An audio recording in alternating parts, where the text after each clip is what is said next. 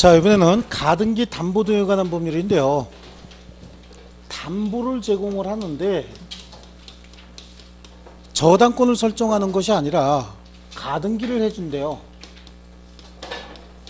그래서 가등기, 담보 등에 관한 법률을 할 때 여기서 등이라고 하는 것은 가등기 담보뿐만 아니라 양도 담보도 또 환매 형식의 매도 담보도 이 법을 적용하겠다는 거예요. 그러니까 원래 저당권을 설정해 주면 가장 좋잖아요. 근데 저당권을 설정하게 되면은 변제기일에 채무를 변제하지 않으면 채권자가 저당권 실행 경매를 해서 돈으로 받아가겠다는 거거든요. 근데 가등기 담보 또는 양도 담보, 매도 담보 같은 경우는 변제하기로 한 날 채무자가 변제하지 않으면 물건으로 소유권을 취득하겠다는 겁니다. 그러니까 돈을 받아가겠다는 것이 아니라 물건을 내가 가져버리겠다 그런 거죠. 그래서 이 가등기 담보나 양도 담보 같은 경우에는 비전형 담보로서 민간에서 행해지던 담보 제도가 원래는 이거 통제할 수 있는 법이 없었어요. 민간에서 변칙 담보가 있던 것이 이게 우리 가등기 담보 등에 관한 법률이 적용이 되면서 적법한 어떤 법률적인 담보 제도가 된 거예요. 그래서 모든 가등기 담보나 양도 담보를 이 법을 적용하는 건 아니에요.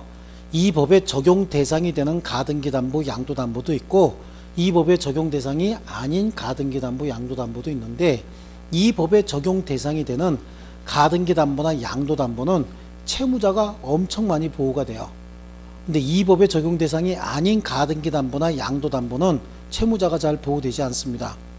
그럼 채무자가 보호가 된다, 보호가 되지 않는다의 차이는 채무자를 보호하기 위해서 반드시 청산 절차를 거치라고 돼 있어요. 이 법에는. 근데 이 법의 적용 대상이 아닌 가등기 담보나 양도 담보는 채권자가 청산 절차 없이 그냥 뺏어가도 관계없는 거예요.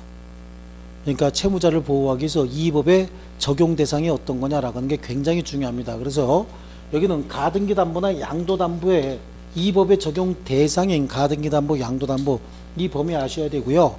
그 다음에 이 가등기 담보나 양도 담보의 실행 방법이 어떻게 되느냐. 가등기 담보나 양도 담보의 실행 방법 두 가지가 있어요. 뭐죠? 귀속 청산 아니면 경매죠. 이것도 담보 물건이니까 경매인 거야. 그런데 경매라고 하는 건 민사집행법에 의해서 이루어지기 때문에 그 절차는 민사집행법 절차에 따르면 되는 거예요.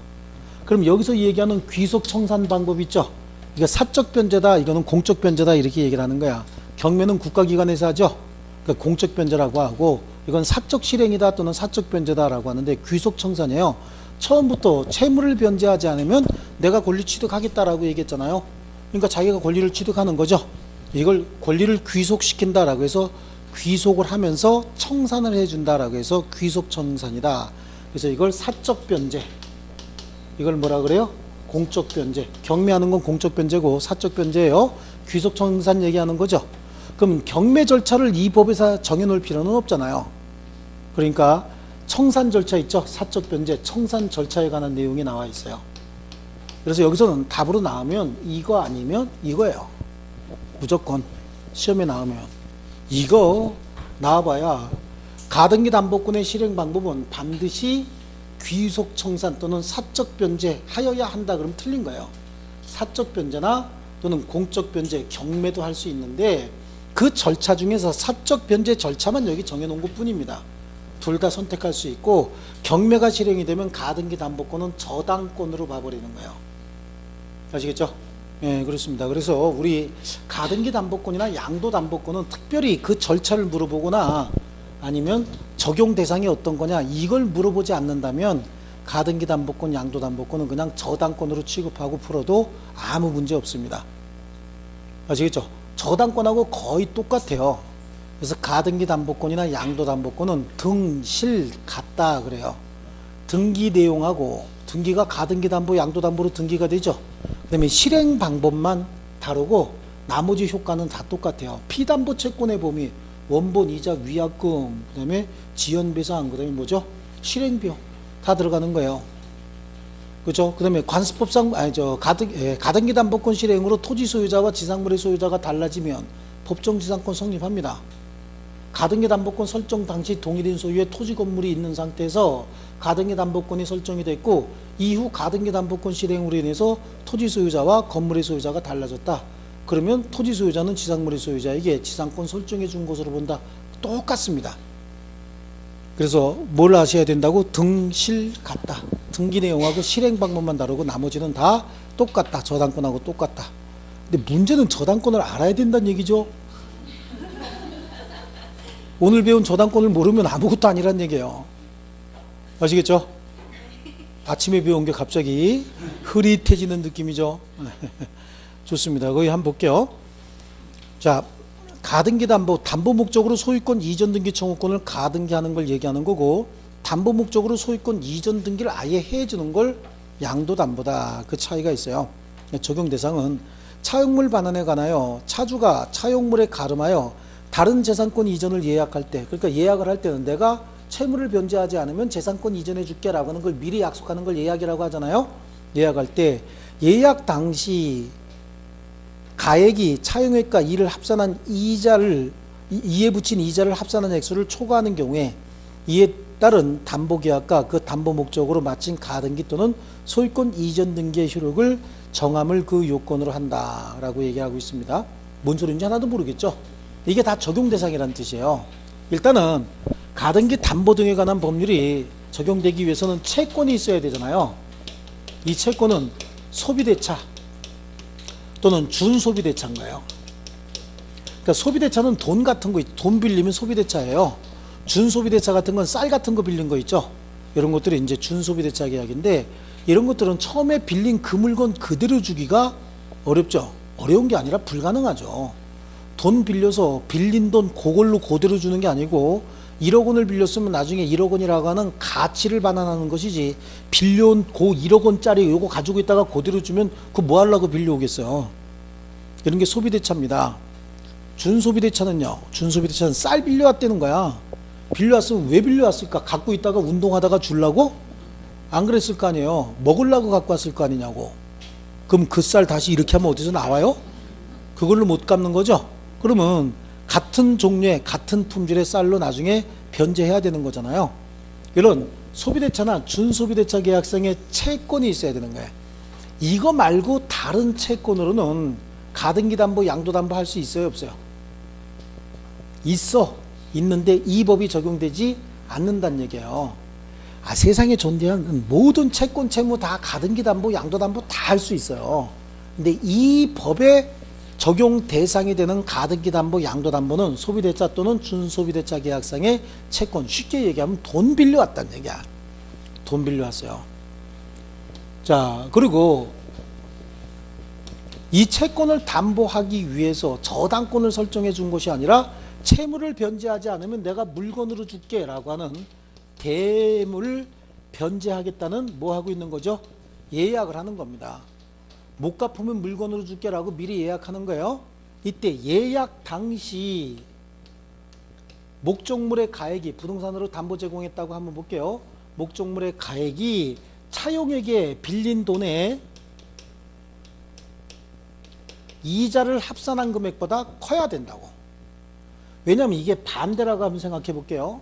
차용에게 이자를 합산한 금액보다 이게 작대. 그럼 무슨 청산을 해. 그냥 그걸로 갖고 끝내세요 라고 해야지. 계산하면 더 줄 거 생기잖아요. 그렇죠? 그러니까 이때는 이게 더 클 때, 그러니까 채무자가 받을 게 있을 때 하는 거야. 그래야 청산해서 받아내는 거잖아요. 반대의 경우에는 이 법이 적용되지 않습니다. 반대의 경우엔 가등기 담보, 양도 담보 할 수 있어요, 없어요? 있다니까. 이 법이 여기 지금 이 법 적용 대상 공부하는 거지. 아시겠죠? 자꾸 잊어버리지 말고 집으로 보내지 마. 정신을 여기저기 잘 붙들고 있어요. 그리고 이 내용이 어떻게 돼요? 등기가 돼야 되는 거야. 등기 내지는 뭐죠? 가등기가 돼야 된다. 아시겠죠? 네, 등기 내지는 가등기. 그러면 이제 등기 내지는 가등기가 돼야 되는데, 소유권을 취득하겠다. 내가 만약에 변제기일에 변제하지 않으면 물건의 소유권을 너에게 이전해 주겠다라고 할 수 있죠. 내가 변제기일에 변제하지 않으면 50년 동안 지상권을 설정해 주겠다라고 할 수 있잖아요. 내가 변제기에 변제하지 않으면 내 이 통로에다가 영구 무한의 지역권을 설정해 주겠다라고 할 수 있죠. 이런 거 설정해 주겠다라고 할 수 있는데, 이거 말고 내가 혹시 변제기에 변제하지 않으면 전세권을 설정해 주겠다, 저당권을 설정해 주겠다, 질권을 설정해 주겠다라고 하는 건 못하는 거야. 왜냐하면 이거 자체가 다 담보권이잖아요.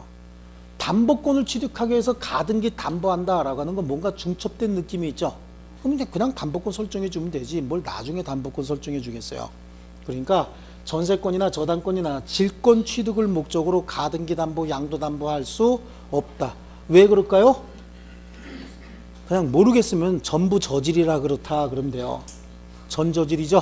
예, 전부 저질은 취급하지 않는다. 그러니까 이유는 잘 모르겠다. 우리는 그냥 답만 찾고 잊어버리면 되지. 이거 실무에 가서 잘 안 해요. 근데 사실은 이걸 잘해야 돼. 그래야 돈을 많이 벌어요. 중개업자가. 저당권 설정보다는 저당권은 은행 가서 하잖아. 그런데 이거는 우리가 중개하면서 계약서 대신 써주고, 그렇죠? 법무사 불러다 등기해주고, 나중에 취득하게 해주고, 청산 절차 조금 이렇게 좀 해주고, 뭐 이런 거 해주면서 이것도 돈 받을 수 있거든요. 이런 게 다 돈 만드는 길이지 뭘. 그죠? 그래서 얼른 우리 책으로 가면요. 자, 지금 의, 성립요건, 소비대차, 준소비대차 계약상의 채권이 존재해야 됩니다. 매매대금 채권이나 공사대금 채권은 해당할 수가 없겠죠. 대물변제 예약, 그 다음에 초과할 것, 담보 목적의 가등기 또는 소유권 이전 등기가 격려돼야 된다. 이때 목적물은 부동산 및 동산, 등기 등록이 가능한 모든 물건이 다 가능하고, 소유권, 지상권, 지역권, 임차권 등의 이외의 권리 취득을 목적으로 담보에 적용을 하는데, 소유권 및 그 이외의 권리의 취득 목적을 다 적용할 수 있는데, 유동집합물인 동산에 대한 양도담보도 인정을 하는데, 인정되지 않는 게 뭐라 그랬어요? 전저질이라 그랬죠. 전저질. 질권, 저당권, 전세권을 목적으로 하는 담보계약 및 동산 채권 등의 담보에 관한 법률이 있죠.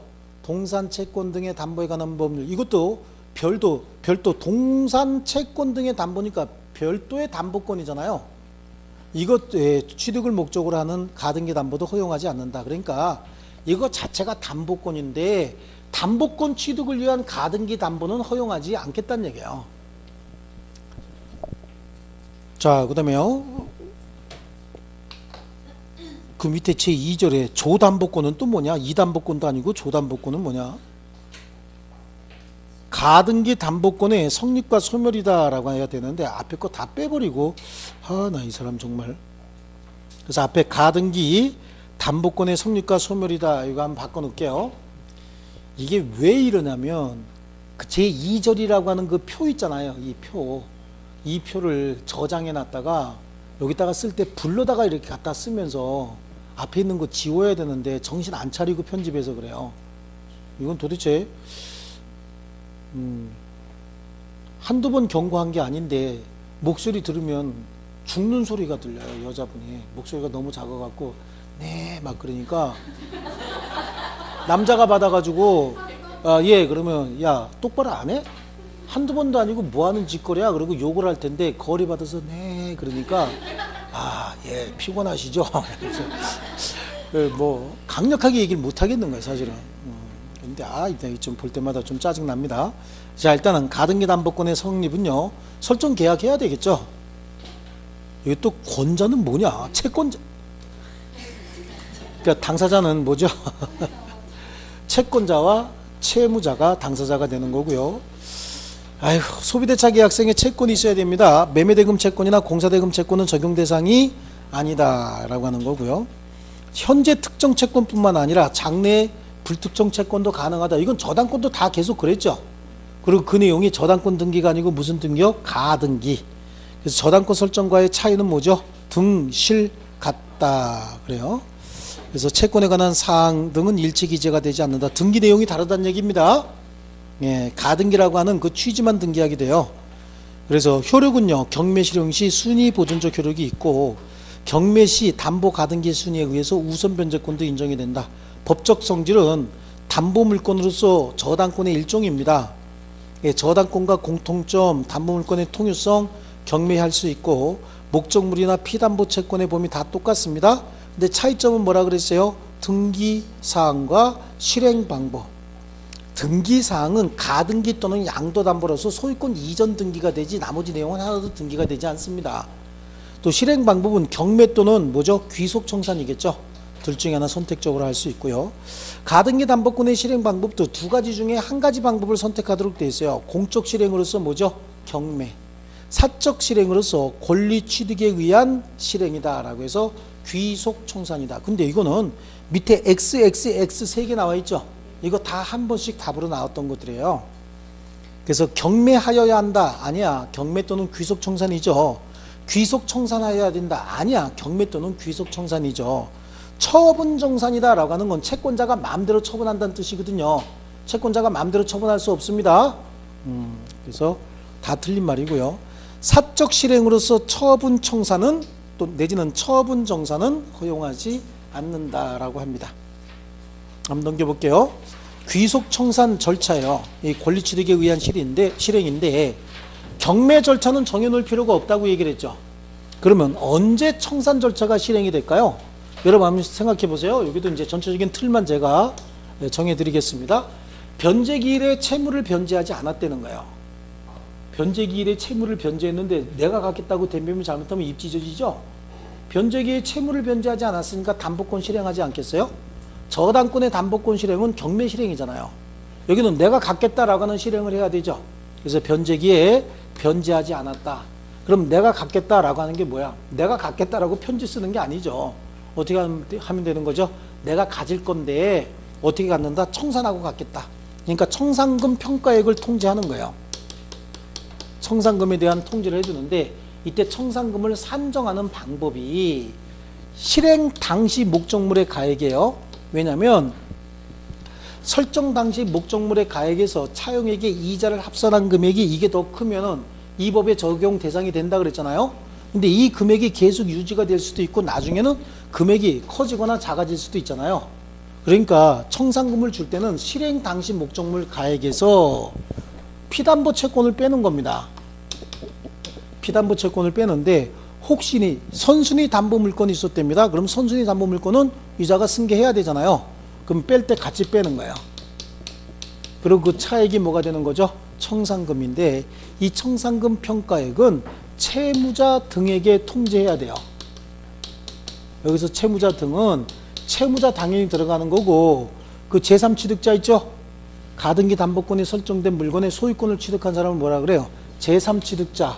아니면 또 물상보증인이 담보 제공했을 수도 있잖아요. 이 모두에게 통제하지 여기 한 사람이라도 통제가 누락이 되면 이건 무효가 됩니다. 청산금 평가액을 통제했고 이 청산금 평가액의 청산금 평가는 주관적인 평가라도 무방하다라고 얘기하고 한 번 통지된 금액에 관해서는 이의를 제기할 수 없어요. 이거는 자기가 개인적으로 평가해도 관계없어요. 많이 평가한 경우에도 자기가 이의를 제기할 수 없기 때문에 평가한 금액을 다 줘야 되는 거고 너무 적게 평가한 경우에도 그 평가 통지로서 효력이 무조건 있습니다. 왜냐하면 너무 적게 평가한 경우에는 후순위 권리자 등이 이의를 제기할 수 있는 기간을 충분히 줍니다. 그 기간을 청산기간이라고 하는데 지금 채무자 등에게 청산금 평가액 통지했죠. 통지가 도달했다라고 하면 지체 없이 바로 누구에게 후순위자 등에게도 다시 통지하는데 후순위자에게 통지하는 사항은 이 채무자 등에게 통지한 내용 이거야. 채무자 등에게 통지한 내용하고 그 통지가 도달한 날을 통지해 줘야 돼요. 왜냐하면 그 도달한 날은 날로부터 몇 개월? 2개월의 기간이 청산 기간인 거예요. 그러면 얘한테 채무자 등에게 도달한 날이 7월 1일이면 도달과 관계 즉시 도달한 경우에 지체 없이 후순위자에게 통지해야 되죠. 그럼 후순위자에게 도달한 날은 7월 한 5일쯤 될 겁니다. 그래도 청산기간은 이미 진행되고 있는 거죠. 7월 1일부터 진행되고 있었던 거야. 그래서 그 도달일을 통지해 줘야 된다라고 하는 겁니다. 그리고 그때부터 이제 2월이 청산기간인데 이 청산기간에는 혹시 채무자가 어떻게 할 수 있어요? 변제해 버릴 수도 있어요. 아니면 후순위자가 어떻게 합니까? 경매를 실행할 수 있겠죠. 후순위자가 보니까 이 청산금 이거 6억 이상 평가될 수 있는데 얘가 3억밖에 평가 안 하는 바람에 내가 배당받은 금액이 없다. 배당받을 금액이 없다. 그럼 얘는 뭐 할 수 있어요? 이의제기하는 겁니다. 이의제기해서 경매를 청구할 수도 있고 이건 뭐 어찌됐든 간에 내가 배당받을 정도 금액까지 남아있다. 그럼 어떻게 하는 거예요? 얘는 배당 요구하면 되는 거죠. 배당 요구 이렇게 할 수 있어요. 그래서 뭐 경매를 실행하게 되면 가등기 담보권은 이제 뭐가 되는 거죠? 저당권이 되는 거고, 배당 요구하게 되면 배당해 주면 되는 겁니다. 만약에 후순위자에게 통지하지 않았다, 통지가 이게 누락이 됐다라고 하면 그래도 청산 절차는 유효해요. 다만 후순위자가 다시 배당 요구하면 다시 지급해야 됩니다. 그래서 대항할 수 없다, 이런 얘기를 하고 있습니다. 아시겠죠? 예, 그런데 청산기간 중에 아무런 이유 없이 청산기간이 지났답니다. 청산기간이 만료가 되면 그럼 어떻게 됩니까? 청산해야 되겠죠? 권리를 어떻게 해야 돼? 취득해야 되죠. 권리를 취득할 때 가등기 담보였다 또는 양도 담보였다 차이가, 가등기 담보였으면은 청산금 지급하고 소유권 이전 등기를 받는데 동시행 관계에 있는 거고요. 양도 담보 같으면 이미 소유권 이전 등기가 돼 있는 거죠. 그러니까 뭐만 주면 돼? 청산금만 주면 바로 권리를 취득해 버린다. 이게 대략적인 청산 절차예요. 이 틀 속에서 다 시험에 나오는 겁니다. 그래서 담보권 실행 통지에 보시면 청산금 평가액을 통지한다. 통지의 상대방은 채무자 등이죠. 통지 누락 시 청산 절차는 전부 뭐가 된다? 무효가 되는데, 그 밑에 봐야 될 게 청산금이 없다고 판단이 되는 경우에도 청산금이 없다고 통지해 줘야 되는 거예요. 이때 청산금 평가액은 실행 통지 당시입니다. 계약 성립 당시가 아니에요. 실행 통지 당시에 목적 부동산의 가액에서 그 시점에 피담보 채권액을 공제한 차액이다. 담보물이 2개 이상이었다. 우리 공동담보였다는 얘기잖아요. 공동담보는 각각 담보물에 비례해서 피담보 채권의 분담을 정한다고 돼 있죠. 여기도 담보물이 2개다 라고 하면 여기서 얼마 공제할 거고 여기서 얼마 공제할 거다 라고 하는 걸 통제해 줘야 된다는 얘기예요. 그래서 담보물이 2개 이상인 경우엔 각각의 담보물로부터 공제 금액을 통제해 줘야 되고요. 선순위 담보권자가 있으면 그 채권액은 어떻게 포함시켜야 된다. 무슨 금액에서? 공제 금액에서 포함시켜 주는 것이고, 채권자가 나름대로 평가한, 즉 반드시 감정평가사의 감정평가사로 인한 평가 필요 없습니다. 전문적인 평가 필요 없어요. 누구요? 나름대로 평가한 청산금의 액수가 객관적인 청산금의 액수에 미치지 못한 경우에 담보권 실행의 통지로서 효력에는 영향이 없다. 너무 많이 평가했으면 너무 많이 그냥 줘야 됩니다. 너무 적게 평가했으면 후순위자 등이 이의를 제기할 수 있다 그랬죠. 그래서 채권자 스스로 평가한 청산금 액수에 관하여 다툴 수가 없다. 그리고 후순위자에게 또 통지해 줘야 됩니다. 그래서 채무자 등에게 실행 통지가 도달했을 때 지체 없이 후순위자에게 통지하는데, 채무자 등에게 통지한 내용과 그 통지의 도달일을 통지해 줍니다. 통지가 누락이 되면 후순위자에게 대항할 수 없다 이렇게 돼 있잖아요. 대항할 수 없다의 의미가 뭐예요? 후순위자가 배당 요구하면 배당해 줘야 된다, 그런 얘기고요. 청산기간은 2달이죠. 그럼 이 청산기간 중에 후순위자가 경매 실행할 수 있죠. 경매 실행하는데 변제기가 도래했는지 여부 따지지 아니하고, 후순위자는 가등기 담보권이 실행이 되면 후순위 권리 무조건 소멸하거든요. 그러니까 변제기 도래 전이라도 경매 신청할 수 있고요. 채무자 등이 채무 변제해 버릴 수도 있잖아요. 예, 그래요. 그래서 채무 변제하고 말소 청구할 수 있는데, 이때 청산금의 청구권자는 채무자 및 후순위 권리자예요. 아, 이거 청산기간? 그래, 좋아. 뭐 만족하다. 나 갚지 않겠다. 그리고 후순위자도 뭐예요? 나 배당받을 금액이 있으니까 배당 받겠다 라고 청구하면 지급해야 되는 겁니다. 그래서 청산금 청구권자는 채무자 및 후순위 권리자다. 청산금 평가액의 통지를 받은 채무자가 청산기간 만료 전에 청산금에 관한 권리를 처분한 경우에 후순위자에게 대항할 수 없다. 그 말의 의미는 채권자가 청산금 평가액을 통지해 줬대요. 그래서 여기 지금 갑이 채무자고 의리 채권자고 선순위 후순위자가 있다. 이게 가등기 담보권자예요. 가등기 담보권자가 얘한테 청산금액이 1억 원이다 라고 통지를 해줬다고. 그랬더니 갑이 만족한다 라고 얘기했어요. 그러면 통지하고 난 다음에 즉시 얘한테 통지해 줘야 되겠죠. 통지했더니 얘가 배당 요구한다. 나 5천 받을 거 있다 라고 배당 요구를 해요. 그럼 얘가 여기서 이거 빼고 줘야 될 거 아니냐고. 얘한테 먼저 통지하고 얘한테 나중에 통지하는 거잖아요. 얘 받을 게 있는지 없는지는 이게 좀 모르고 있었죠. 근데 얘한테 통지했고, 갑이 1억 원 받을 거 있다고 만족하고 있는데 후순위자가 5천 배당 요구하고 근거가 확실하면 여기다가 주고 그러면 이제 여기다가 얼마 줘야 되는 거죠? 5천만 줘야 되잖아요. 근데 이거 하기 전에 갑이 제3자 A한테 병한테 청산금에 관한 권리를 양도해버린 거야. 채권 양도에 따라서. 그러면 갑이 뭐라고 얘기하냐면 내가 을한테 받을 돈이 1억 원이 있는데 네가 이거 사라. 2달 있다 받을 거니까 그럼 2달 동안에 내가 이자를 2천만 원 빼줄 테니까 1억 8천 1천만 원만 빼줄 테니까 나한테 9천만 원만 빼주고 네가 사라. 이렇게 할 수 있죠. 그럼 2달 동안 1천만 원의 이자가 생긴다라고 하면 얘는 살 거 아니냐고. 그럼 여기다 물어보겠지. 너 진짜 갑한테 1억 원 줄 거 있어? 그럼 우리 줄 거 있다. 청산금으로 줄 거 있다. 그랬더니 진짜지. 그때 진짜라니까. 그리고 내일은 9천 줬다고. 얘한테. 그런데 일주일쯤 있다가 얘가 뭐래요? 나 5천 받을 거 있다는 거죠. 그럼 나중에 줄 때 얘가 얼마 줘요? 얘한테 5천 주고 여기다 5천 줄 거 아니냐고. 근데 이건 누구한테 가지? 얘한테 가겠죠. 채권 양도가 됐으니까. 그럼 병이 길길이 뛸 거 아니냐고. 너 1억 줄 거 있다 그랬는데 왜 5천만 주냐고. 말이 다르지 않느냐 이렇게 얘기하잖아요.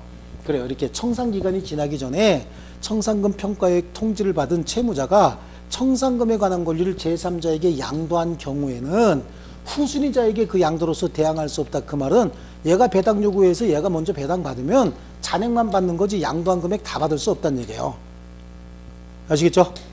의미 아시겠어요? 자, 그 다음에 권리취득인데 실행통지가 채무자 등에게 도달한 날로부터 2개월이 경과되면 가등기 담보권자는 청산금 지급하고 소유권 이전 등기를 함으로써 목적 부동산의 소유권을 취득해버린다. 이때 청산금 지급과 소유권 이전 등기 및 목적물의 인도는 무슨 관계? 동시이행 관계에 있다. 청산금이 있는 경우에 가등기 담보 청산금 지급하고 가등기에 기한 본등기 했을 때 양도담보는 청산금 지급하게 되면은 그렇죠? 권리를 바로 취득하는 거 소유권 이전 등기가 이미 돼 있으니까요. 청산금이 없을 때는 가등기 담보는 그냥 가등기에 기한 본등기만 하면 되지만 양도담보는 청산금이 없으니까 줄 것도 없죠. 그러면 청산기간 만료 시 바로 그냥 취득하게 된다. 아시겠죠? 그 밑에 이제 판례 중에서 2번에 청산기간 경과 전에 무청산 특약은 무효다. 그래. 청산기간이 지나기 전에 요 2개월이 만료되기 전에 청산 없이 그냥 너 가져라고 하는 특약은 그냥 무조건 무효예요. 근데 이게 청산기간이 지나고 난 다음에 그럼 채무자가 받을 돈이 있음에도 불구하고 야 받을 돈 너 가져라고 하는 건 가능해요. 근데 청산기간이 지나기 전 요 기간 어디든지 청산 없이 그냥 채권자가 소유권 가져간다라고 하는 무청산 특약은 무조건 무효예요. 근데 청산금 평가액이 통지가 됐는데 받을 돈이 한 10만 원밖에 안 된다. 근데 그거 받으러 왔다 갔다 하기 좀 귀찮다. 그럼 너 가져라 라고 할 수 있겠죠. 이렇게 무청산 특약은 가능합니다. 언제? 청산기간이 만료된 이후에. 그래서 청산기간 경과 후 한 무청산 특약은 제3자의 이익을 해치지 않는 한 유효성이 인정이 된다.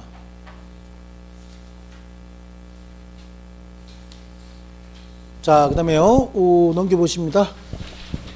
가등기 담보권의 소멸이다. 그래, 가등기 담보권도 물권이잖아요. 저당권하고 똑같죠.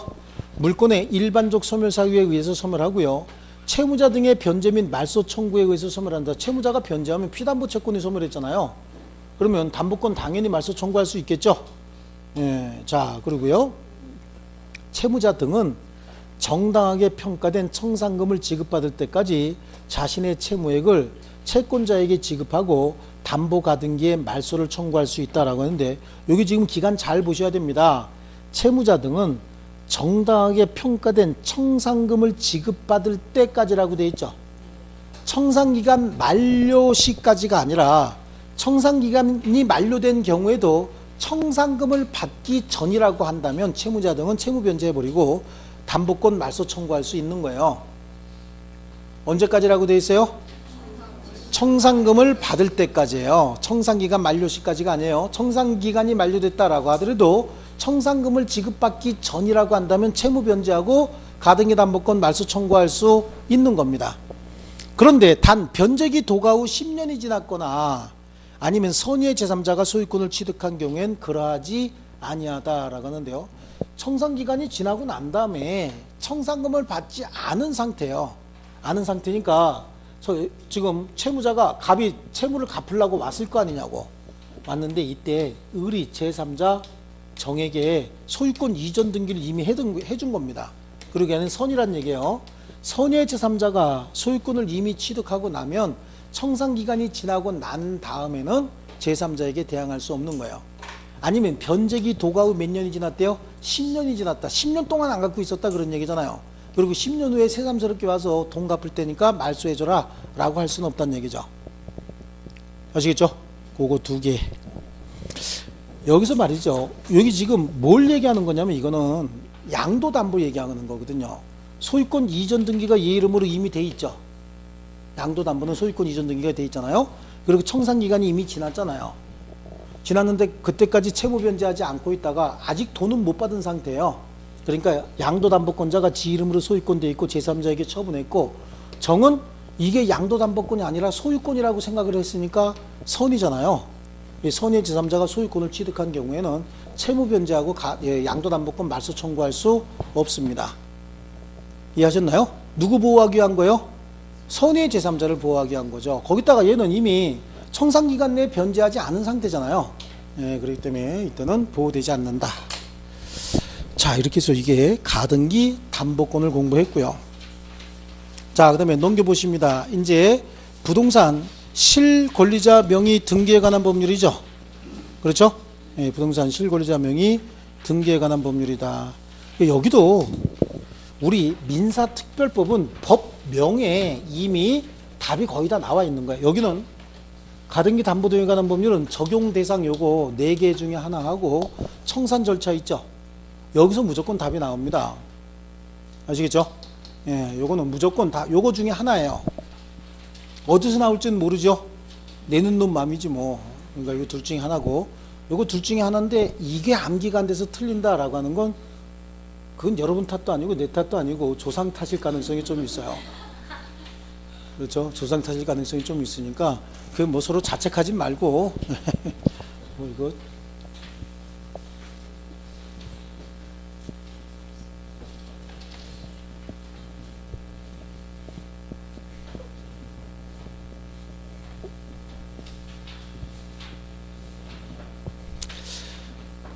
자, 이제 이번에는 법명을 보니까 부동산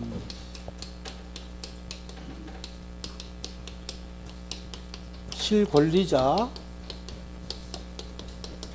명의 등기에 관한 법률이다 이렇게 돼 있죠. 법명에 부동산만 해당해요. 부동산만 해당한다. 그러니까 동산은 해당되지 않는다는 얘기죠. 동산이 등기가 가능한 동산이 있어요? 있지. 등기 등록이 가능한 동산, 항공기, 자동차, 건설기계, 선박, 20톤 이상 선박인가요? 뭐 이런 거 있잖아요. 이건 준부동산이라고 하죠.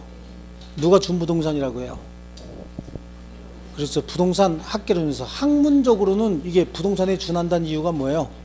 학문적으로 이런 동산은 내가 늘 가지고 다닐 수 있잖아요. 동산이야. 들고 다닐 수 있어요. 이게 등록할 필요 있나요? 이 수십만 개를 어떻게 다 등록하겠어. 그냥 들고 다니면 되는 거지. 근데 자동차, 밖에 있는 자동차, 아우 비 맞는다, 안고 들어와? 항상 거기 놔두잖아요. 근데 가끔 그런 거 혹시 모르셨어요? 똑같은 차가 옆에 있어갖고 내 차인 줄 알고 삑삑 누르는데 이거 왜 안 켜져? 소리는 나는데 그때 보니까 뒤에서 소리 나죠? 이런 경우 있잖아요. 이렇게 똑같이 생긴 차가 있으니까 내 차라고 구분하기 위해서 등록을 하고 번호판을 부여하는 거거든요. 그러니까 그거는 동산은 동산인데 특성이 부동산하고 비슷하죠. 그래서 그걸 준부동산이라고 하는 거고, 이거는 학문적으로 그런 거야. 뭘로 그렇다고?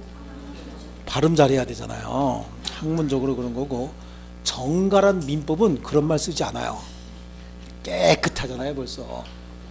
부동산 아니면 동산이요 그거. 근데 법에서는 그걸 뭐라고 불러요? 아이, 법이 얼마나 깨끗한데 물수 아니요. 물로 닦잖아. 그렇죠? 깨끗한 거야. 그래서 법은 아주 정갈하다고 합니다. 깔끔해. 부동산 아니면 동산이에요. 그런 동산은 이 법의 적용 대상이 아니에요. 그래서 부동산 실권리자라고 할 때 이 권리는 등기할 수 있는 권리는 소유권 등기할 수 있죠. 뿐만 아니라 제한물권도 마찬가지예요. 등기 대상이 되는 제한물권도 등기할 때는 실권리자 명의로 등기하라는 얘기예요. 이때 이 등기는 가등기도 있고 본등기도 있겠죠. 가등기뿐만 아니라 본등기도 실권리자 이름으로 등기해줘라. 이게 이제 부동산 실권리자 명의 등기에 관한 법률인데, 그러면 실권리자 명의가 아닌 다른 사람 명의로 등기하는 경우가 있다는 얘기죠. 그 경우는 명의신탁에 의해서 등기하는 경우가 있어요. 그러니까 명의신탁을 하지 말라는 의미인 거죠, 사실은요. 명의신탁하지 말라는 의미인데, 명의신탁을 했고 그 명의수탁자가 제3자에게 처분했다. 그럼 그 제3자 선악불문하고 무조건 소유권을 취득할 수 있도록 해주겠다. 그래서 금지되는 행위를 했을 때는 그만큼 손해를 많이 받도록 하겠다라고 하는 게 이 법의 취지인 거죠. 그럼 이 법의 기본적인 취지는 그거보다 더 앞선 취지가 뭐야? 투기를 방지하겠다는 얘기예요. 부동산 거래에 있어서 투기를 방지해서 실제로 실권리자가 부동산을 취득해서 사용 수익할 수 있도록 하겠다. 그래서 실수요자를 보호하기 위한 법이다. 그래서 기본적인 법이 명의신탁 금지다라고 하는 겁니다. 그래서 부동산 명의신탁이다라고 하는 건 소유권은 내가 갖고 있지만 명의는 네 명의로 해라라고 하는 게 명의신탁이죠. 그래서 부동산 실권리자 등기에 관한 법률 제정 이전의 판례이로는 계약 자유의 원칙상, 이 법이 제정되기 이전의 판례는 뭐라고 얘기했냐면, 갑소유물을 을 이름으로 등기하기로 둘이 계약을 체결했대요. 명의신탁 약정을 했다 그런 얘기잖아요. 이 약정도 계약이죠. 계약 자유의 원칙상 이 약정은 뭐였어요? 유효였다고. 계약 자유가 인정이 되기 때문에 유효고, 그래서 둘 사이의 계약의 내용으로 정해서 소유권은 내가 가지고 있으되 등기는 네 이름으로 할 수 있다라고 하는 거죠. 이게 종전의 판례 이론인 거예요. 다만 이 등기가 유효인 등기라고 믿고 거래한 제3자가 있으면 제3자는 또 보호하겠다라고 하는 게 기본적인 취지인데, 이 법이 제정되고 난 이후부터는 이 명의신탁 약정 자체가 뭐가 돼버렸어요? 무효가 돼버렸다고. 무효가 됐고 이 등기도 원칙적으로 무효죠. 다만 제3자는 선의인 경우에만 보호되는 것이 아니라 악의인 경우에도 보호하겠다. 그러니까 절대적으로 이런 행위하면은 너한테 손해가 간다라고 하는 걸 정해놓은 겁니다. 그런데 명의수탁자가 처분하는 일이 거의 없어요. 둘 사이에는 경제력의 차이가 아마 굉장히 많이 날 거예요. 근데 없는 놈이 있는 사람을 배신하고 이런 일을 했다 그러면 더 큰 손해가 생길 가능성이 있기 때문에 이거 잘 일어나지 않습니다. 지금은 명의신탁이 보통 사회에서 있어요, 없어요? 있어. 우리 같은 거지 생활 말고 저기 부자들 가면 부동산이 10개, 20개씩 되는 사람들 많아요. 그런 사람들은 친구 이름으로 다 이렇게 해놨어요. 저기 공무원들 지금 청문회 오셔갖고 잘하겠습니다 하는 사람들 다 그 사람들 지 이름으로 안 갖고 있지. 그죠? 남의 이름으로 다 가지고 다 있는 거예요. 들통 안 나면 통과되는 거고 들통 나면 그만두는 거고 그런 거고 다 그런 거예요. 그래서 거기 대내적 관계, 그래 신탁자가 소유자로서 신탁자는 명의신탁 해지하고 소유권 반환 청구할 수 있어요. 종전 판례 이런 얘기하는 거예요. 대외적 관계는 수탁자가 소유자가 되는 거죠. 대외적으로는 수탁자가 소유자이기 때문에 제3자가 소유권 취득할 수 있다는 얘기고, 오른쪽 페이지로 가면요. 실명법 제정 이후의 법률 관계예요. 명의신탁에 따른 법률 효과, 실명법이 제정이 되면 명의신탁 자체가 금지가 돼 있잖아요. 명의신탁 약정 자체가 금지가 되죠. 유효인 경우에는 갑이 을한테 돌려받을 때 명의신탁 해지하고 돌려받을 수 있잖아요. 근데 지금은 명의신탁 자체가 뭡니까? 무효잖아요. 그러니까 나중에 갑이 을한테 돌려받을 때 명의신탁 해지할 수 있어요, 없어요? 없습니다. 그럼 어떻게? 무효등기 말소 청구 소송 바로 하는 거예요. 명의신탁 해지를 원인으로 해서 소유권 반환 청구 소송을 제기하는 것이 아니라 어떻게 한다고요? 바로 무효등기 말소 청구 소송을 제기하는 겁니다. 그래서 모든 게 다 무효인데, 다만 모든 게 다 무효는 아니고요. 특례가 적용되는 명의신탁이 있죠. 종중, 배우자 및 종교단체에 대한 특례. 종중은 그 종손 이름으로 등기된 부동산이 꽤 많죠. 이건 투기 목적이나 강제집행 면탈 목적이 아니면 유효로 봅니다. 또 배우자 있죠. 배우자 간의 명의신탁이에요. 남편이 부인 이름으로, 부인이 남편 이름으로 이렇게 부동산 취득하는 경우가 있죠.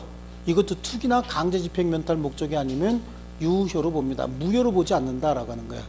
그럼 남편이 부인 명의로 부동산을 샀다. 그러면 그 남편이 부인에게 명의신탁 해지를 원인으로 목적물 반환 청구 소송 얼마든지 제기해서 반환받을 수 있겠죠. 예, 그거 할 수 있어요, 실제로는요. 그러니까 이게 보통 이제 이혼하는 부부들은 이혼하기 전에 이런 거 가지고 분쟁을 먼저 합니다. 뭘 가지고요? 네 이름으로 샀지만 원래 내가 번 돈 아니냐. 그래서 명의신탁 해지를 원인으로 해서 소유권 반환 청구 소송 먼저 합니다. 이런 거 한다는 얘기는 뭐죠? 이제 눈만 마주치면 눈 찔른다는 얘기죠. 네. 그렇게 되면 이렇게 하는 거야. 그렇잖아요. 뭘 봐? 그러면서 이렇게 찌르는 거 아니냐고. 그런 관계가 되면 이혼하기 전이라도 내 거는 찾아와야 되죠. 그래요. 우리 집에 계신 분도 저한테 수틀르면 쫓아낸다 그래요. 네, 뭐라 그래요? 말 안 들으면 쫓아낸다고. 네. 수틀르면 쫓아낸다 그러고 다 자기 거라 그래요. 네, 다 자기 거라 그러는데 다 이름이 자기 거로 돼 있긴 해요. 그렇지만 제가 씩 웃고 네 그런 이유는 뭐죠? 한 방에 찾아올 수 있다는 걸 아니까. 그분은 그거 몰라요. 한 방에 찾아오는 거. 자기 이름으로 돼 있으면 자기 건 줄 알아요. 그래서 제가 중개사 공부하지 말라고, 내가 있는데 알까봐 중개사 뭐 하려고 공부하냐고, 그거 못 한다고, 필요하면 내 거 가지고 그냥 하라고, 다 가지라고 막 그러고 있어요. 예, 그러고 있어. 이거 알면 곤란한 일이 또 생길 수 있거든. 그래서 예, 제가 그 대신 나중에 큰일 생기면 어떻게, 내가 한 방에 이거 반환 청구합니다. 여태까지 결혼해서 소득은 전부 다 나한테 생긴 거예요. 한 번도 소득 활동하지 않았습니다. 한 번도 소득 활동하지 않았어요. 이분의 기본적인 마인드가 뭐냐면 돈 벌려면 시집 안 왔다예요. 돈 벌려면 시집 안 왔다. 내가 미쳤다고 시집 와서 밥 해주고 집안 관리하면서 돈까지 버냐. 천만의 말씀이에요. 그래서 버는 만큼만 쓰고 살겠다. 이게 생활이 모토입니다, 이분의. 그 대신 너는 쉬지 말고 일해라죠. 나도 쉬지 않고 가정일 하니까 너도 쉬지 말고 일해라. 그거예요. 열심히 일하라고. 먹이는 건 먹여주겠다고. 그래서 하죠. 그 대신 벌어오는 건 다 자기 거랍니다. 하지만 내가 한 방에 뺏어올 수 있다 그랬죠. 그래서 그냥 쉬고 웃는 거야.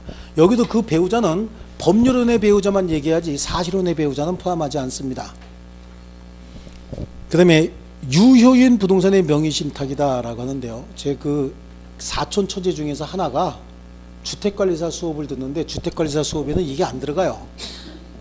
공인중개사 수업 듣는 데는 줄 알고 깜짝 놀랐어요. 이거 잃을까봐. 근데 주택관리사 수업 듣는다 그러길래 무슨 수업 들어? 그랬더니 주택관리사 수업 듣는데, 그래서 그랬죠. 만약에 중개사 수업 듣는다 그랬으면 이거 들었을 거 아니냐고. 큰일 날 뻔했죠. 자, 그러면 이제 특례가 적용되는 경우도 있고, 유효인 부동산의 명의신탁이다라고 하는 거야. 원래 그 특례가 적용된다는 얘기는 실권리자 명의로 등기해야 되는데, 실권리자가 아닌 종중이나 배우자, 종교단체 이런 사람들은 명의신탁해도 무효로 보지 않겠다는 것이지, 처음부터 허용이 된다는 얘기는 아니고요. 밑에 있는 유효인 명의신탁은 처음부터 이렇게 해도 된다는 얘기예요. 양도담보다라고 하는 건 사실은 담보 목적으로 소유권 이전 등기해 주는 거잖아요. 이것도 원래 가등기 담보 등에 관한 법률에 의해서 인정이 되는 것이고요. 부동산 위치와 면적을 특정해서 두 사람 이상이 구분 소유하기로 하는 약정을 하고 그 구분 소유자의 공유로 등기하는 경우, 이거 상호명의 신탁이라고 하는데요. 실제로는 부동산을 매수하면서 지네끼리는 분할했어요. 이렇게 분할했는데 갑하고 을이, 그래서 갑이 배타적으로 사용하고 을이 배타적으로 사용하고 있는 겁니다. 이게 다 1000제곱미터인 거야. 얘가 얼마? 500제곱미터, 얘가 500제곱미터 이렇게 배타적으로 사용을 하면서 등기는 분할 등기하지 않고 등기는 그냥 갑과 을이 2분의 1씩 등기하고 있는 거죠. 이걸 구분 소유적 무슨 관계? 공유 관계다라고 하는 거야. 지분 2분의 1이고 지분 2분의 1인데, 이거는 이렇게 풀어서 설명을 하면 등기가 어떻게 되어 있는 거냐면, 갑 혼자 가지고 있는 걸 갑과 을이 250씩 가지고 있는 거고, 여기도 을 혼자 소유하고 있는 걸 갑과 을이 250씩 이렇게 가지고 있는 거거든요. 합치면 500씩 되는 거잖아. 이렇게 등기가 되는 거죠. 그래서 요걸 이렇게 풀어놓으면 이렇게 된 거하고 똑같은 거예요, 사실은요. 그러면 갑은 자기 혼자 가지고 있는 걸 을에게 250만큼 명의신탁한 거잖아요. 을도 원래 자기 건데 갑한테 250만큼 명의신탁한 거하고 똑같은 효과가 생기죠. 그러니까 나중에 이거는 분할 등기할 때 공유물의 분할을 청구하지 않습니다. 이미 뭐가 돼 있던 거죠? 분할이 돼 있던 거야. 그럼 등기 명의만 이렇게 신탁해 놓은 거거든요. 이걸 뭐라고 얘기하냐면 상호 명의 신탁이다 이렇게 얘기하는 거예요. 그럼 갑은 을에게 250제곱미터의 지분 반환을 청구하고 을도 갑에게 250제곱미터의 지분 반환을 청구하는 거지 공유물 분할 청구하지 않습니다. 지분만 반환 청구하는 겁니다. 아시겠죠? 그래서 구분 소유적 공유인데요. 이걸 상호 명의 신탁이다 이렇게 얘기를 하죠. 그래서 동그라미 2번에 보시면 상호 명의 신탁의 대내 관계는 구분 소유로서 규율되고 대외적인 관계는 공유 관계다. 대외적으로는 공유잖아요. 자, 이때 목적물의 특정 부분을 소유한다고 주장하는 자는 그 부분에 대하여 신탁적으로 지분 등기를 하고 있는 자를 상대로 특정 부분의 명의신탁 해지를 원인으로 한 지분 이전 등기 절차 이행마을이 아니라 이행만을 구하면 될 것이고 공유물 분할 청구할 수는 없다. 그렇죠? 예, 그래. 공유물 분할 청구하는 것이 아니라 명의신탁 해지를 원인으로 해서 지분의 반환을 청구하는 거예요. 또는 신탁법 또는 신탁업법에 의한 등기다라고 하는데 여기 보세요. 양도담보도 투기 목적으로 이루어진 것이 아니라 담보 목적으로 이루어진 거잖아요. 이것도 무슨 투기 목적이 있을 수가 없잖아요. 공유로 등기되나 반씩 가지고 있으나 자기가 가지고 있는 권리는 똑같잖아. 대외적으로 표시된 건 똑같이 표시가 되어 있는 거죠. 이것도 투기 목적이라고 볼 수는 없는 것이고 거기 신탁법이나 신탁업법이다라고 하는 거 이거 자체는 법에서 이 제도를 허용하고 있는 겁니다. 여기는 투기가 있을 수가 없는 거예요. 그래서 이 법은 사실은 투기적 부동산 거래를 방지하기 위한 법이다 이렇게 보시면 되는데요. 종래 명의신탁에 관한 판례가 적용되는 영역은 부동산 이외의 권리신탁, 부동산 이외의 권리의 명의신탁, 자동차 항공기 이런 것들은요. 내 차지만 다른 사람 이름으로 등기 등록할 수 있습니다. 근데 내 차를 다른 사람 이름으로 등기 등록해 놨으면 나중에 명의신탁 해지를 원인으로 소유권 반환 청구할 수 있다 그런 얘기죠. 자, 그럼 넘겨보실게요. 이제 명의신탁은 금지가 되는데 누구든지 실권리자 명의로 등기해야 될 의무가 있죠. 예, 실권리자 명의로 등기할 의무가 있는데 그래서 누구든지 명의신탁 약정에 신착이 아니고 신탁입니다. 신탁 약정에 의해서 명의수탁자 명의로 등기해서는 아니 된다. 또 명의신탁 약정에 의한 부동산 물건이 변동이 된 경우에 물건 변동의 효력이 발생하지 않는다. 하지만 그 명의자가 제3자에게 처분하게 되면 무조건 제3자는 소유권 취득하는 겁니다. 그래서 명의신탁 약정 자체도 무효로 하고 그에 따른 등기도 무조건 무효로 한다. 근데 그 효력의 맨 밑에 다만 이와 같은 명의신탁의 무효는 제3자에게 대항하지 못한다라고 할 때 제3자가 선이냐 악이냐 구분하지 않고 있네요. 선악불문하고 모든 제3자에게 대항하지 못한다는 것이고 종중 배우자나 종교단체에 특례가 있다라고 했죠. 원래 종중 배우자 종교단체도 실권리자 명의로 등기해야 되지만 이거 자체를 무효로 하지 않겠다. 아까 설명을 했습니다. 여기도 구체적으로 더 볼 필요는 없고요. 오른쪽에 가면 유형에 따른 구체적 효력이에요. 양자간의 명의신탁이다. 이건 이제 이전형 명의신탁이다. 이렇게도 시험 지문에 나오는데 양자간의 명의신탁은 갑이 자기 친구에게 뭐라고 얘기하는 거야? 야, 이거 내 부동산인데 네 이름으로 좀 등기 좀 해줄래? 라고 얘기하는 거죠. 그랬더니 얘가 그럴게 라고 얘기하는 거예요. 그래서 명의신탁 약정에 의해서 얘 이름으로 소유권 이전 등기가 되는데 소유자는 아니잖아요. 소유자는 아니라도 이 사람이 제3자 병에게 양도하면 병은 선악불문하고 무조건 소유권 취득하는 겁니다. 아시겠죠? 이거 양자간의 명의신탁이다 라고 해서요. 거기 명의신탁은 무조건 무효죠. 그러니까 얘는 목적물 받아오려면 이 명의신탁 이거 무조건 무효잖아요. 등기도 무조건 무효잖아요. 그러니까 얘한테 명의신탁 해지를 할 수는 없는 거잖아요. 왜 해지할 수 없어요? 무효니까 해지가 불가능한 거야. 그럼 얘한테 바로 뭐 하면 되는 거예요? 무효등기 말소 청구해야 되는데 무효등기 말소 청구하려면 제3자에게 처분하기 전에 해야 되죠. 동작 빠르게 해야 됩니다. 그래서 무효등기 말소 청구만 할 수 있다. 넘겨보시면 명의수탁자가 제3자에게 위 부동산을 매각 후 이전 등기한 경우에 제3자는 선악불문하고 무조건 소유권을 취득한다. 그 다음에 3자 간의 명의신탁이다 라고 해서 이 3자 간의 명의신탁은요, 중간생략 등기형이 있고 위임형이 있어요. 중간생략 등기형은 어떻게 하는 것이고 위임형은 어떻게 하는 것이냐. 여기요, 병하고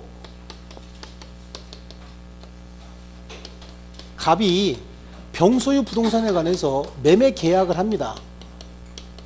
계약이 유효하게 성립했는데 그럼 계약의 내용에 따라서 병이 갑에게 소유권 이전 등기해 주면 될 거 아니겠어요?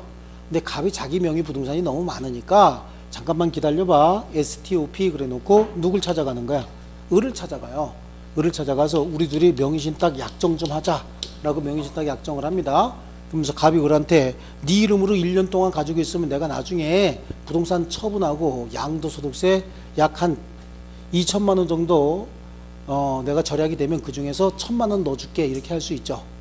이렇게 해서 명의신탁 약정을 하고 얘한테 가서 부탁을 합니다. 뭐라고? 얘 이름으로 좀 등기 좀 해줘라 이렇게 얘기하는 거야. 원래는 이렇게 등기되면 딱 좋겠지만 바로 이렇게 등기가 되고 있죠. 3자 간의 합의에 의해서. 이걸 뭐라고 얘기한다? 중간생략 등기형이다. 명의신탁 약정 이거 자체 무조건 무효죠. 명의신탁 약정 무효고 여기서 이렇게 격려된 이 등기도 뭡니까? 무효다라고 하는 거야. 이 등기, 소유권 이전 등기 이것도 무효입니다. 그러면 이 상태에서 현재 부동산에 대한 소유자는 누굽니까? 현재 부동산에 대한 소유자는 자, 갑이라고 생각하시는 분 왜 갑이라고 생각하십니까? 갑 손들어 보세요. 지금 분명히 들렸어. 갑 빨리빨리 손들어요. 지금 3명 얘기했는데 갑이라고 하신 분 한번 들어보게. 왜 그렇게 생각을 하시나? 아, 틀리면 어때? 갑이라고 하신 분 손들어 보세요. 잡아 뛰는 거예요 지금. 왜 갑이라고 생각을 해요? 그러니까 계약은 유효라고 하더라도 법률 행위에 기한 부동산에 관한 물권의 득실 변경은 등기해야 효력이 발생하는데 얘 이름으로 아직 등기하지 않았으니까 얘는 소유자가 아니잖아요. 그렇죠? 계약만 유효죠? 계약만 유효지 얘 이름으로 등기하지 않았으니까 아직 소유자가 아닌 거예요. 그러면 그 다음에 소유자는 을일까요? 을이라고 얘기한 사람도 2사람 있었는데 을도 아니죠.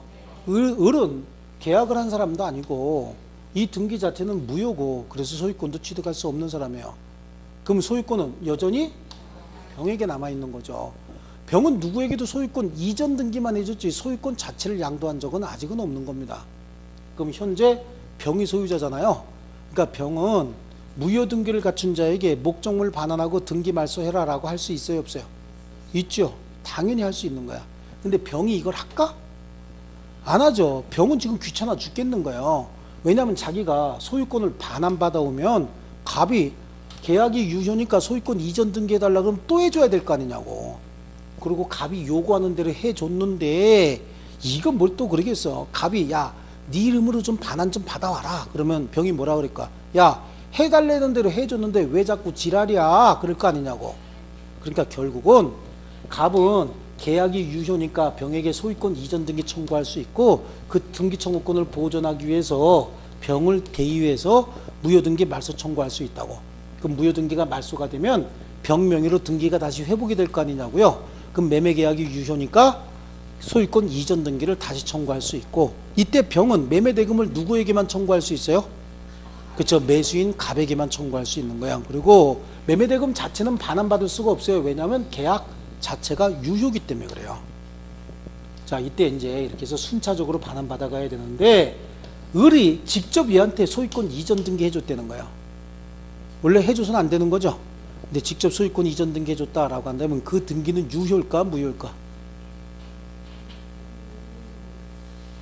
아니 지금 무효 유효 정확히 해봐. 무효 손 들어보세요. 이게 든거요? 이렇게 해야지. 이렇게 무효 손 들어봐요. 예, 유효입니다. 유효. 왜냐하면 실체권리관계와 등기관계가 일치해버리잖아요. 그렇죠? 원래 이렇게 가야 될 거 직접 해준 거잖아요. 그래서 실체권리관계와 등기관계가 일치하기 때문에 직접 반환한다라고 하면 그 등기는 유효가 돼서 소유권을 취득하는 거예요. 이걸 뭐라고 얘기하냐면 중간생략 등기형이고 계약은 얘가 했지만 명의만 얘 이름으로 하고 있죠. 그래서 이걸 중간생략 등기형 또는 등기 명의신탁이다 이렇게 얘기해요. 등기 명의신탁. 그래서 거기요. 등기 명의신탁 중간생략 등기형이다 라고 해서 의의는 지금 저 모양은 나오는 거고요. 효력 명의신탁자 갑과 매도인 병 사이의 매매계약은 뭐라 그랬어요? 유효. 명의신탁자와 명의수탁자 간의 명의신탁 약정 및 이에 기한 수탁자 명의의 등기 모두 무효고 결과적으로 소유권은 누구에게 남아있어요? 매도인 병에게 남아있고 매도인 병인 명의수탁자 을에게 무효등기 말소 청구할 수는 있지만 스스로 하진 않을 겁니다. 이때 매도인 병과 명의신탁자 매수인 사이의 계약은 여전히 유효이기 때문에 매매계약 무효를 전제로 한 대금 반환은 청구할 수가 없는 것이고 명의신탁자 갑은 유효인 계약의 근거로 매도인에 대하여 소유권 이전 등기 청구할 수 있고 그 청구권 보존을 위해서 매도인을 대유해서 수탁자 명의의 등기에 말소를 청구할 수 있는데 명의수탁자가 제3자에게 위 부동산을 매각하고 이전 등기하면 제3자는 선악불문하고 소유권 취득을 하는데 명의수탁자가 이렇게 안 하고 오른쪽에 을이 직접 명의신탁자에게 이전 등기해 줘버렸대요. 그럼 명의신탁자 갑의 등기는 실체권리관계와 일치하는 등기가 되죠. 그래서 유효하게 소유권을 취득한다. 자, 됐고요. 그 다음에는 이제 계약 명의신탁인 거죠. 여기는 등기 명의만 네 이름으로 하라는 얘기잖아요. 그러니까 계약은 매수인인 갑이 직접 가서 계약을 한 거예요. 그리고 등기 명의만 너에게 좀 해라 라고 했던 거잖아요. 그래서 원래는 이렇게 돼야 되는 걸 이렇게 해서 이걸 뭐라고 얘기해? 중간생략 등기형이라고 하는데 그럼 위명을 계약명의신탁이라고 한다고. 계약명의신탁은 아예 병 소유 부동산을 갑이 사는 게 아니라 갑이 을한테 야 네가 가서 계약 좀 해라 야하고 명의신탁 약정을 해요. 약정을 하면서 뭐라고 약정을 하냐면 내가 가서 계약하면 나한테 안 팔 거야. 얘는 로미오 집안이고 여기는 줄리엣 집안인가 봐요. 로미오하고 줄리엣이 죽고 난 다음에 둘이 화해했나요? 화해했어요? 안 했어요? 화해했잖아. 죽고 난 다음에 화해했죠? 아, 또 안 읽었구나. 그러니까 미들스쿨이나 하이스쿨 다닐 때 그런 것도 좀 읽고 그래야 되는데 그렇죠. 로미오하고 줄리엣하고 죽고 난 다음에 그게 둘이 화해하잖아요. 그죠? 예? 죽고 난 다음에 화해해. 둘이 서로 반성하면서 좀 하도 오래전 얘기라 잘 몰라요? 자, 다시 한번 볼게요. 명의신탁 약정을 하는데 내가 가면 절대 나한테 안 팔 것이다. 그러니까 네가 가서 좀 뭐 해라? 계약 좀 해라. 계약도 네 이름으로 하라 라고 해서 명의신탁 약정을 하고 여기다가 매매 자금을 지원해 주는 거예요.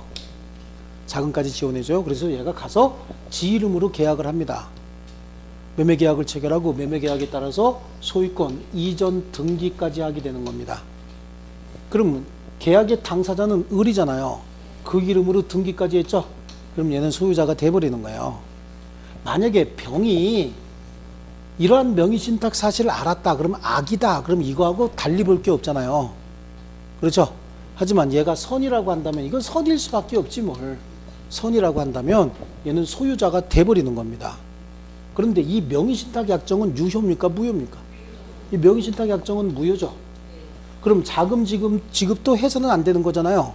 무효에 기초해서 자금을 지급했죠. 그러니까 이 자금이라고 하는 건 을 입장에서는 뭐가 되는 거죠? 부당이득이 되는 거죠. 그럼 이 상태에서 갑이 을에게 행사할 수 있는 게 뭐냐라고 하는 거예요. 소유권 반환 청구할 수 있어요? 없어요? 없습니다. 지원받은 자금을 부당이득으로서 반환 청구할 수 있을 뿐이다 라고 하는 거예요. 아시겠죠? 그러면 을이 제3자에게 처분했다. 이건 정당한 권리 처분한 거죠. 자, 이 상황에서 을이 혹시 갑에게 목적물 자체를 돌려줬다는 거야. 목적물 자체를 돌려줬으면 이 등기 행위는 유효일까요? 무효일까요?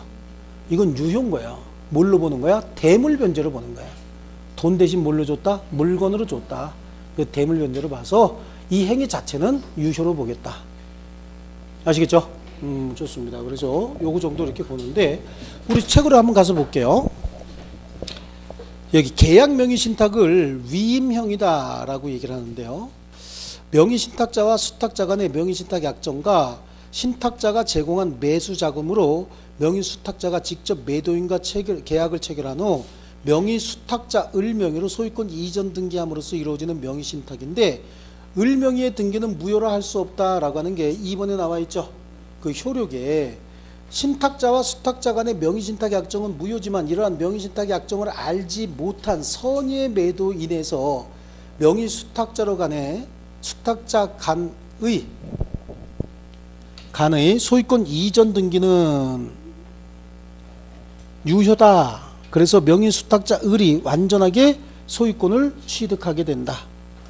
명의신탁자 갑은 명의신탁 약정 무효를 주장해서 명의수탁자를 상대로 명의신탁 약정을 근거로 지원한 매수 자금은 부당이득으로서 돌려달라고 할 수 있을 뿐 부동산 자체를 돌려달라고 할 수는 없다. 다만 명의수탁자가 지원받은 매수 자금 대신 목적물을 명의신탁자에게 반환하고 이전 등기해줬다면 이는 대물 변제로서 효력이 인정될 수는 있다. 완전한 소유권을 취득한 명의수탁자 을이 제3자에게 부동산 매각하고 등기를 이전했다면 제3자 역시 완전한 소유권을 취득한다. 좋죠? 자, 이렇게 해서 부동산 실권리자 명의 등기에 관한 법률까지 봤죠? 예, 봤고 집합건물 소유 및 관리에 관한 법률은 전에는 안 했지만 우리 집합건물 소유에 관한 부분만 조금 하고 관리까지 다 볼 수는 없어요. 그래서 몇 개 정도 이렇게 보고 소유에 관한 것만 조금 보고 끝낼 테니까 그건 조금 쉬었다 할게요. 예.